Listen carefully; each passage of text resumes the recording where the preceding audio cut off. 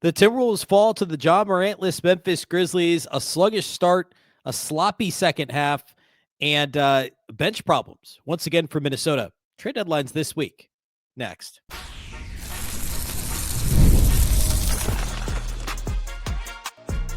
You are Locked On Timberwolves, your daily Minnesota Timberwolves podcast. Part of the Locked On Podcast Network, your team every day.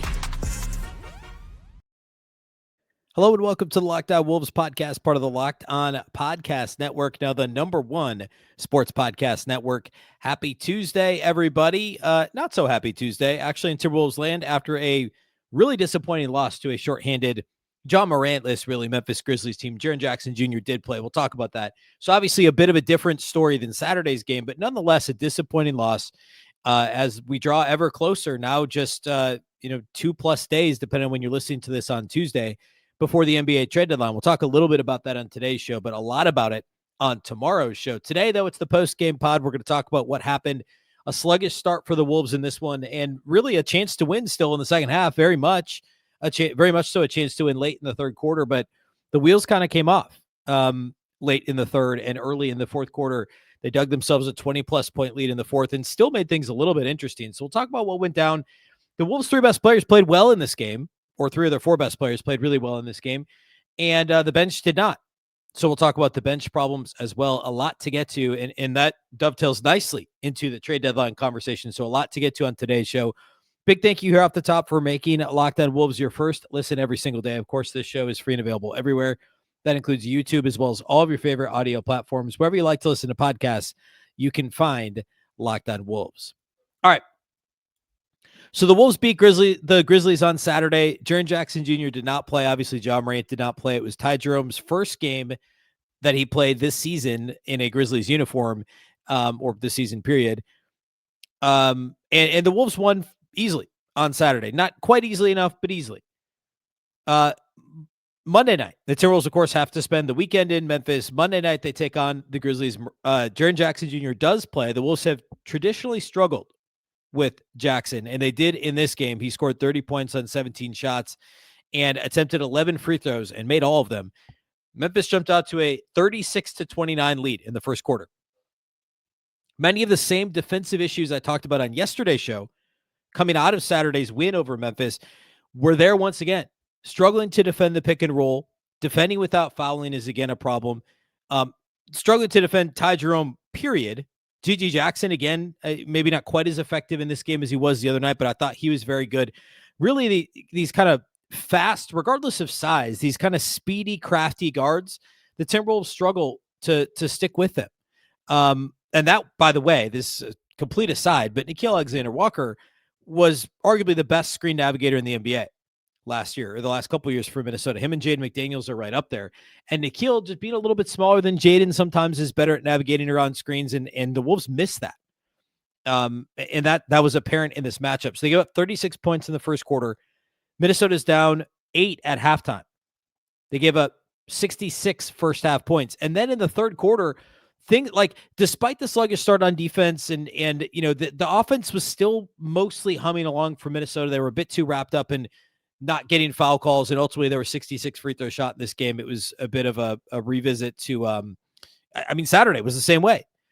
Coming out of the Thunder game Thursday, where the refs let them play the entire game. Saturday, we had a ton of free throw attempts. We got it again on Monday in Memphis with a whole different officiating crew, and the Wolves got a little wrapped up into it. We saw an Ant technical. We saw Chris Finch technical at a pretty critical time in the fourth quarter when it was a 8 or 9 point game with a couple of minutes to play. That was a big blow to give up an extra point there. Not as big as missing as many free throws as the Wolves did. We'll talk about that too. But in the third quarter, Minnesota still found themselves within 4 points late in the third. A couple different times, actually. It was 87-83. Ant hits a shot. The Grizzlies call timeout. It's a 4-point game with just under 3 minutes to play in the third quarter. Out of the timeout, Cam Spencer misses a three. The Timberwolves have the ball down 4 with about 2.5 minutes left. And Ant takes a pull-up 3-point jumper. He did a lot of this. And look, I'm not complaining about Ant shooting a 3 early in the shot clock. I want to be clear. That's not a thing I'm doing. What I didn't like is that basically all of them were late third and fourth quarter when the Wolves were like, all right, we need some offense. We need some offense. This is the only way we can get it, was Julius Randle ISOs and Ant 3-point jumpers on no pass or one pass possessions. And that's what happened. Ant misses the three. Nas gets an offensive rebound. Julius Randle misses a putback. And now we're going the other way. A little bit more of a back and forth. It's back down to 4 points again after a Nas and one with just over a minute to play.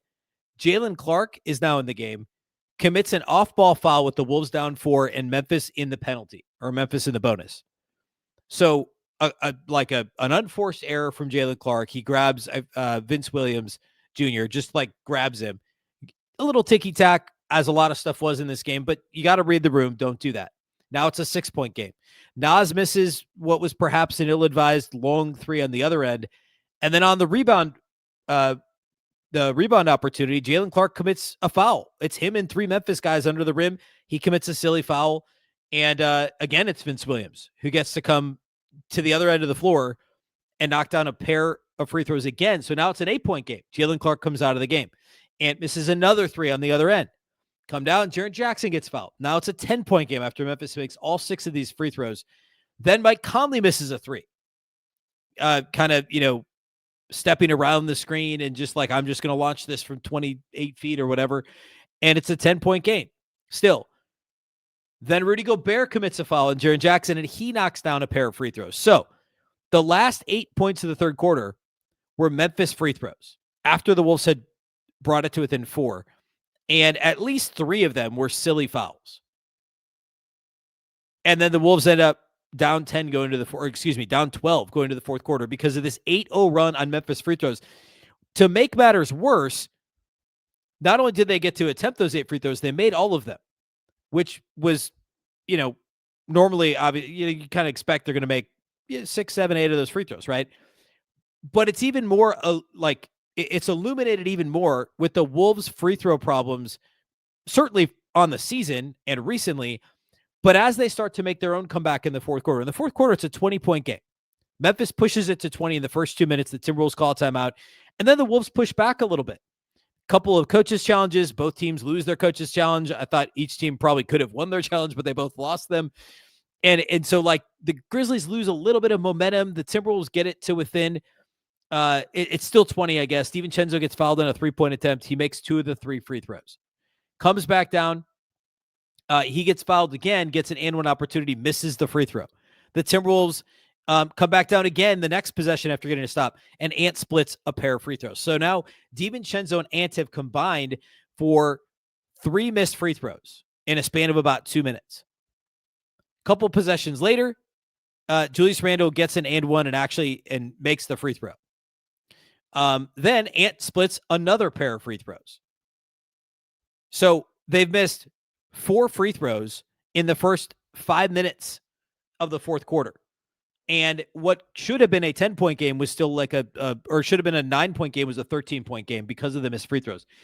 You can't assume, and it always kills me a little bit when people are like, they missed 10 free throws. That's 10 points. Well, very rarely is the team going to shoot 100% from the free throw line. So I'm not saying they make all 4 of those, but make 3 of them. That's reasonable. We're talking about guys that are great free throw shooters, Dante DiVincenzo and Anthony Edwards.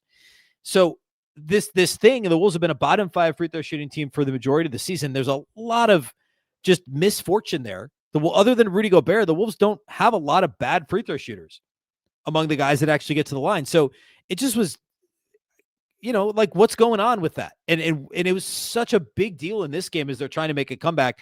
Granted, they were already down 20, but then guess what? They actually end up making a game of it and getting things down to 12 with 3 minutes to play.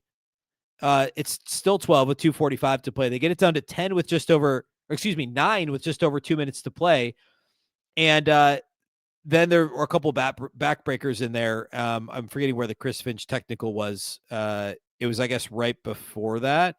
But it was around 9 with 2 minutes to play. And then Ty Jerome hits that crazy, basically a floater that he pushed up over. That was after Nas Reid lost the ball out of bounds. So it's a 9-point game with 2 minutes to play. Nas loses the rebound off his leg out of bounds. Terrible break. Ty Jerome hits a crazy shot that bounces up and in. Randle misses a 3 and the game's basically over at that point. But if the Wolves get that possession, it's minute 45 left, down 9. You still got a shot. And the free throws loom large. The Nas turnover looms large. The shot selection looms large. But it was just kind of this cavalcade of issues from the fouling at the end of the third quarter and the bad offensive possessions. We'll talk a little bit more about that. The missed free throws early in the fourth quarter and then some of those mistakes down the stretch. Let's talk a little bit about offensive process. We'll talk about the bench and a little bit of trade talk I want to hit in the next segment. We'll spend a lot more time on that on tomorrow's show, but we'll hit that here next on the show. And of course, we'll close, as always, on the postgame pod with individual studs and duds. Today's episode of Locked On Wolves is brought to us by our friends at FanDuel. It's the last call for football on FanDuel. One final Sunday, one last kickoff, the final chance to get in on the action before the NFL season officially comes to a close. This is Super Bowl 60, and FanDuel's making sure you're right in the middle of it with a special offer just in time for the biggest game of the year. Whether you're backing the favorite, which of course this year is the Seattle Seahawks, riding with the underdog Patriots, or building one last same game parlay, this is the game that everyone has been waiting for. This is where predictions turn into plays, stats turn into storylines, and every snap feels bigger. It's the perfect way to cap off the season and make the Super Bowl even more exciting from kickoff to the final whistle. This is my favorite day of the year to be on FanDuel. There's so much you can do. I love the prop bets, really. I mean, same game parlays are fun. I'll, probably look at the actual line at the moment. I don't mind Patriots. I think it's 4.5. Patriots plus 4.5. I don't mind that at all. If you're new to FanDuel, you can bet just $5 to get $200 in bonus bets if you win. Make it count, because after the Super Bowl, the season is over. Last call for football on FanDuel, an official sportsbook partner of Super Bowl 60. Visit FanDuel.com to get started. Today's episode of Locked On Wolves is also brought to us by our friends at Indeed. Hiring isn't just about finding someone willing to take the job.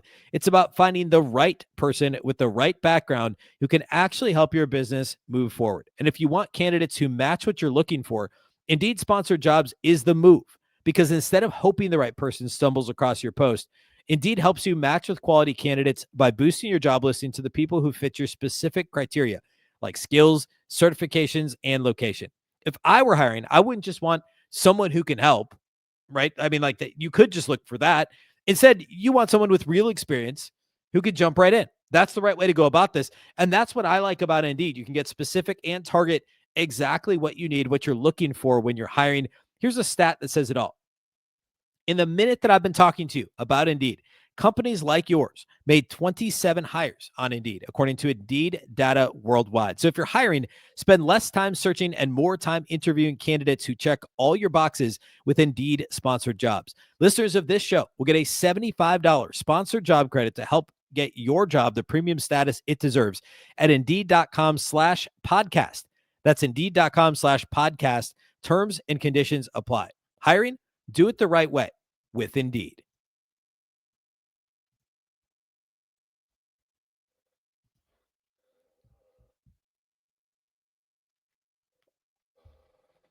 Reminder that the NBA trade deadline is basically here. We want to give you a free month of the new Everydayer Club to help you get ready. If you need a group chat to keep up with the chaos, join ours. The Everydayer Club gets you access to a group chat on Discord just for Wolves fans, plus national chats where you can hang out with fans from across the league. I will be in the Discord channel. I'm in there daily, so I'll see you in there this morning. If you're listening to it on Tuesday morning, I'm in there right now.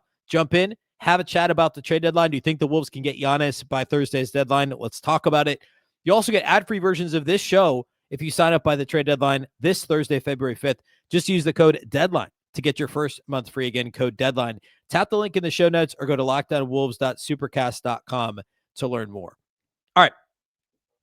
So a couple quick things here. The Timberwolves offense, obviously not great in the second half. Now, they scored 128 points. They shot 49% from the field, 39% from three. They got to the line 31 times. I guess they only turned it over like 10 times in this game. So you look at the box score, the offense, fine. And ultimately, if you score 128 points, you should win the game. So it's a little weird that I'm pointing the finger at the offense, but it was bad when it just needed to not be bad. And that's late third quarter, early fourth quarter, like really early fourth quarter. The wheels fell off with these no pass, step back three possessions. And I'm not a get off my lawn, don't shoot threes guy. That's not what I'm saying. The shot quality of some of these shots, Julius Randle was 1 of 6 from three. Nas was 1 of 6 from three. And I know he's been shooting the ball great lately. I'm not strictly pointing fingers at Nas. I mean, Ant was only 3 of 9. Like the guys that made threes, it was Jaden McDaniels and Dante DiVincenzo. They were a ridiculous 10 of 14 together. And everyone else was bad. I mean, Ant was 3 of 9. take it, fine, whatever, not as good as he usually shoots. And then again, Nas 1 of 6 and Julius 1 of 6 as well. Mike Conley 0 of 2. He shot that one late in the third quarter. That was probably not the best shot selection. And that was a problem. Like, it was right when the wheels were falling off. They just didn't have solid offensive possessions. I'm not talking about the overall, like, man, the offense was bad, because the numbers look good. And they scored 42 points in the fourth quarter. They scored 128 points. They scored 28 or more in every single quarter. But when they needed the offense the most, it was stagnant. ISO, you can run ISOs without just flattening out with no movement and no cutters. Like, you can look at what Memphis is doing for Jaren Jackson Jr. and the way that they get into sets where Jackson gets the ball in an advantageous place, and it's not just simply flatten out and nobody cut. And I get, like, that works for how Julius Randle attacks, and you could do that some. But when that's all you're doing, it's going to be predictable results. And they did get bailed out a little bit by some of the calls. I know they weren't getting a lot early. They got some calls in the second half that were a little bit fortunate, that kind of helped them stay in the game-ish. I know it got up to 20 points, the deficit did, but that was helpful. Obviously, the defense is the primary culprit here. I talked about that first. We talked about it after Saturday's game, and now 2 straight games where a lackadaisical defense combined with a no-show bench is what does in the Wolves. Now, they won Saturday, but they won in spite of a lackadaisical defense and a shoddy bench performance. We talked about this on yesterday's show when I kind of rehashed what happened on Saturday. Like, Nas had 20 on Saturday, but like the rest of the bench combined for 11 points. And they gave up 114 points and 49% shooting for Memphis, and they were very fortunate the Grizzlies couldn't hit the broadside of a barn from outside the arc in that game. Now, in this game, they get 13 total bench points. Nas gets 10 on 12 shots. Said another way, the Timberwolves bench in this game had 13 points on 21 shots. 13 points on 21 shots. Not for one person, for the entire 4-man bench that played for the Wolves. Berenger did not play. Mike Conley and Jalen Clark were scoreless in a combined 22 minutes. So this is Bones Highland and Nas Reid combining for 13 points. And as a bench, 13 points on 21 shots. As a bench, 2 for 12 from outside the arc. And 1 single solitary free throw attempt on a Nas Reid 3-point play. The bench, not named Nas Reid. We're not talking about like 2 minutes a guy either. Like, Jalen Clark played 8, but Conley played 14 minutes. Bones played 17. So combine those bench minutes, those 3 guys. I just want to like try and slice this a few different ways to really underscore how bad this is. 39 minutes combined. Mike Conley and Bones Highland and Jalen Clark. 39 minutes combined, 2 rebounds.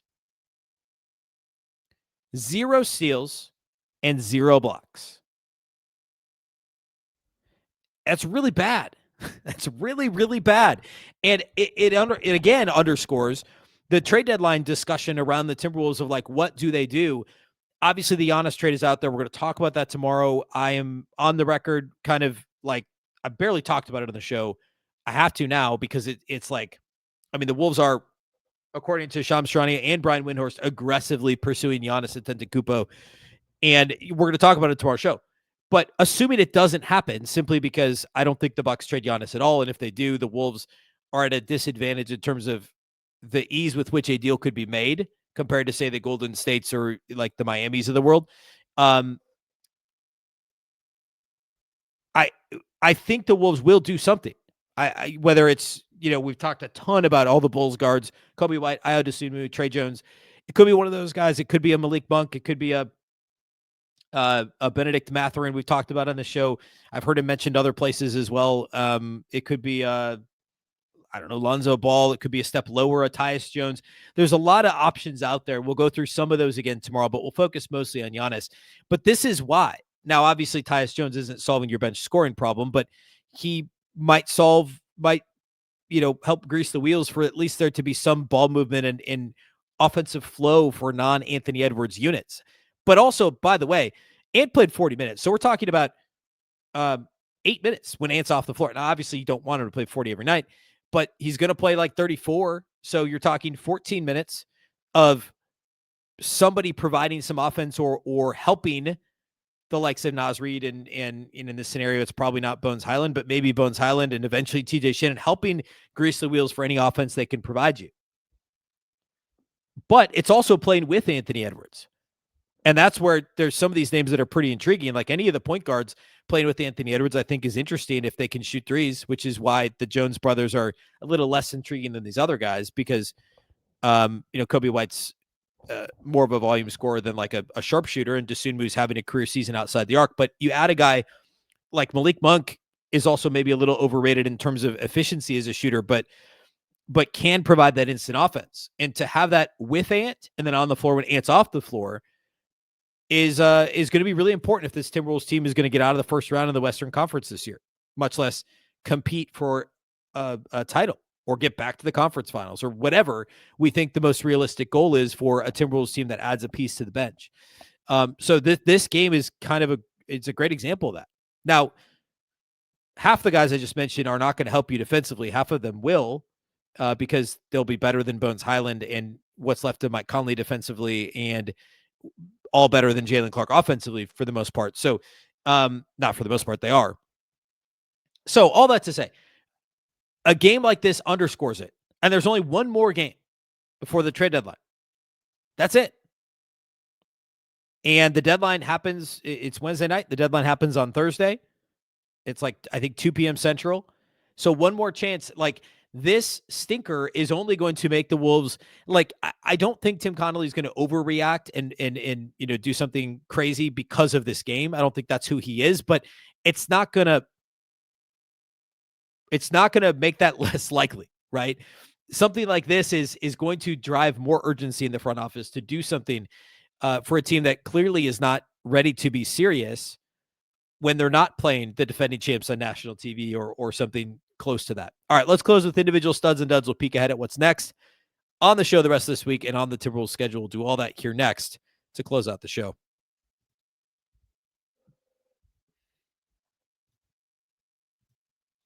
Today's episode of Locked On Wolves is brought to us by our friends at TurboTax. Tax season does not have to take over your life. This year, TurboTax is making it easier than ever to just hand things off and move on with your day. With TurboTax full service, you can have your taxes done for you by a trusted local expert, start to finish without the stress or guesswork.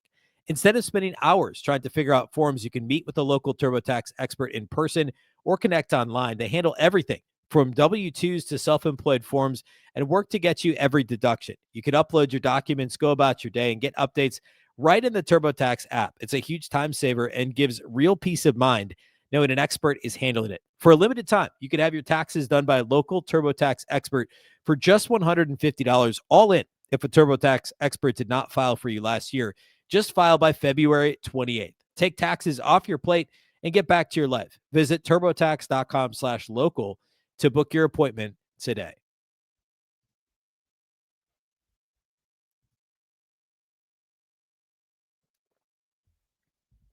All right. Individual studs and duds from this one.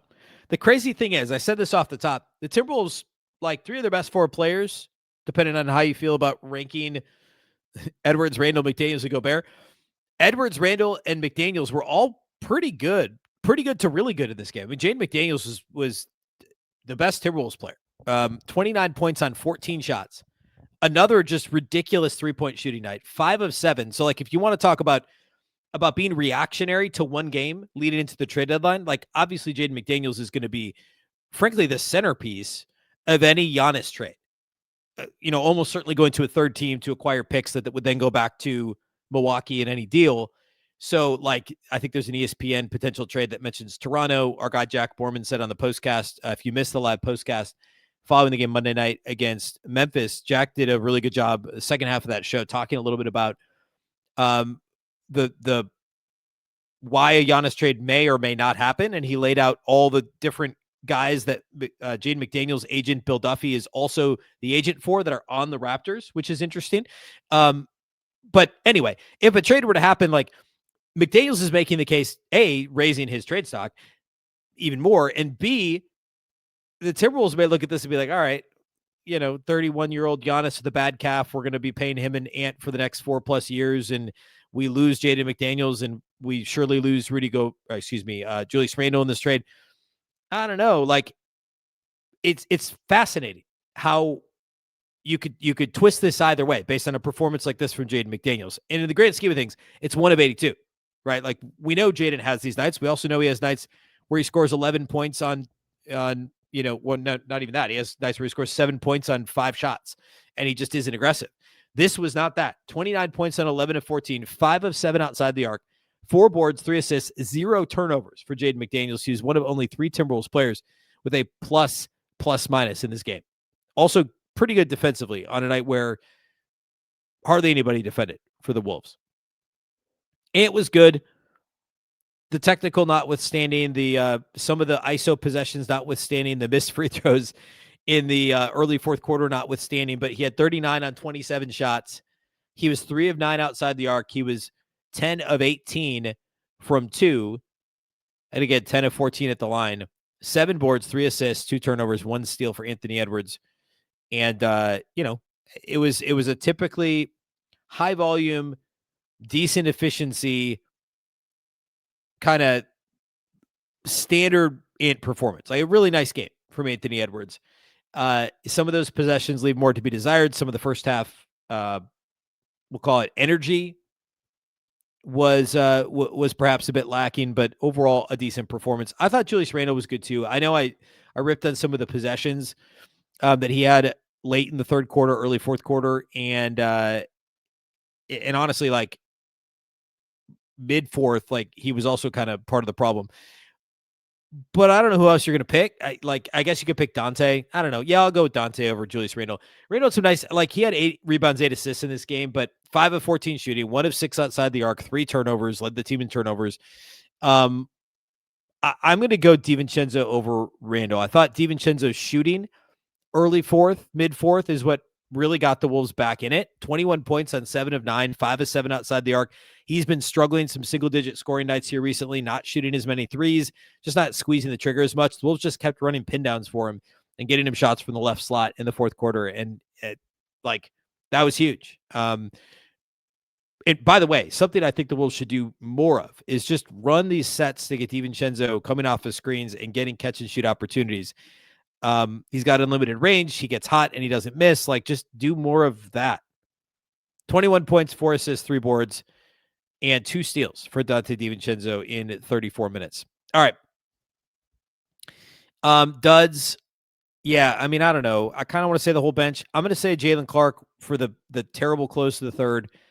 0 of 2 from the field. Missed his only 3-point attempt. No stats at all in the 8 minutes besides those 2 missed shots and 3 personal fouls.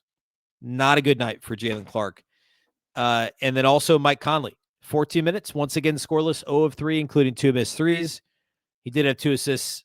He had just 1 rebound in 14 minutes. Jalen Clark, by the way, again, no other stats, 0 rebounds in 8 minutes. So I'll restate my stat earlier. If you just want to say the bench, I mean, Naz wasn't great, but at least he had 4 blocks. He was active. Like, he's been so good lately. I don't want to kill Naz for this performance. You want to blame somebody. Let's talk about the bench in 39 minutes, not named Naz Reid. Going, what did I say? 1 of 9 from the field and 1 of 7 or 1 of 6 outside the arc, combining for 2 rebounds in 39 minutes and 0 steals and 0 blocks, and not good. All right. Next up for the Wolves, they are in Toronto. Ironically enough, with some of these rumors swirling, it's a 6:30 Central tip on Wednesday night, the lone visit north of the border of the season for Minnesota to take on a good Raptors team, better than expected Raptors team. So that'll be interesting. Obviously a winnable game, but not an easy game. We'll talk a little about it. We'll preview it tomorrow. We're going to spend the bulk of tomorrow's show talking about Thursday's trade deadline. And between now and then, if there's any more Giannis steam, I'm sure there will be some more rumors. If there's any more rumors surrounding any of the other names I mentioned earlier, we'll talk all about that tomorrow. I really want to dig in on the Giannis stuff a little bit. Like, what are the pros and cons? What would I do if I were the Timberwolves? What I think the percent chances are of something happening. Obviously, if anything were to happen before tomorrow's show, that's what we'll talk about. Obviously, even if he goes somewhere else, we'll talk about the Giannis deal, and then what else, say he's traded to, I don't know, Golden State in the next 24 hours. We'll also on Wednesday's show talk about other moves the Wolves could make on before Thursday afternoon's deadline. some of the other names we've talked about. So a lot of stuff to get to here in the next couple of days. If there's no trade by Thursday, of course, Thursday will just be the post-game pod following Wolves Raptors, but a packed week ahead. And we're also just a week and a half out from the All-Star break. So a lot going on to talk about here on the show. Big thank you for making Locked On Wolves your first listen every single day. Of course, this show is free and available everywhere. That includes YouTube as well as all of your favorite audio platforms. Wherever you like to listen to podcasts, you can find Locked On Wolves. You can also watch on the Locked On Sports Minnesota app on both Roku and Amazon Fire TV. A reminder that if you never miss an episode, head to the Everydayer Club, and it's built for you. You get Locked On Wolves ad-free, plus members-only Discord access and more. Head to lockedonwolves.supercast.com to join the club. If you're watching on video, after this episode, we're going to send you to the first ever 24/7 national NBA YouTube channel. If you're listening on audio, make sure you make your second listen NBA Game Night over on the Locked On NBA channel. Of course, Locked On Wolves is part of the Locked On Podcast Network, your local experts on all the biggest stories. Once again, I'm Ben Beecken. This is the Locked On Wolves podcast, and we'll catch you next time.